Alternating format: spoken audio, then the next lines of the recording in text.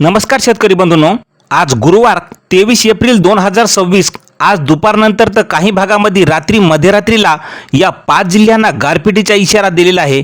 तर पुढील 4 दिवस पावसाचा येलो अलर्ट काही भागामध्ये कायम राहील अशी शक्यता हवामान खात्याने वर्तवली आहे।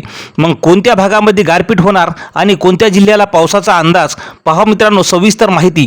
तर मित्रांनो, राज्यातील काही भागात पुढील 4 दिवस गारपिटीचा इशारा देण्यात आलेला असून अनेक भागात वादळी पावसाची शक्यता सुद्धा वर्तवण्यात आलेली आहे। विदर्भ आणि कोकणातील काही ठिकाणी उष्णतेच्या लाटेचा सुद्धा इशारा देण्यात आलेला आहे। तर आज रात्री मध्यरात्रीला का तर काही भागामध्ये दुपारनंतर पावसाची शक्यता वर्तवण्यात आलेली आहे।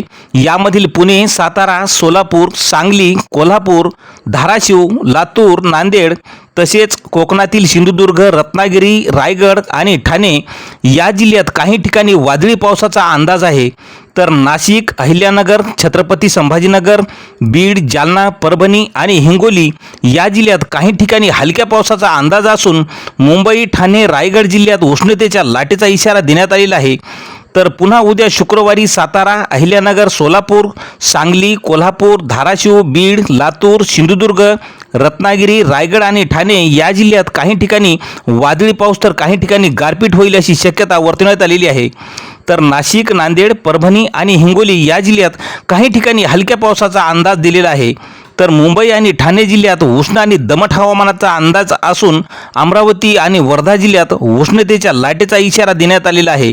तर हे पावसाळी वातावरण पुढील 2 दिवस कायम राहील अशी शक्यता आज भारतीय हवामान खात्याने वर्तवलेली आहे।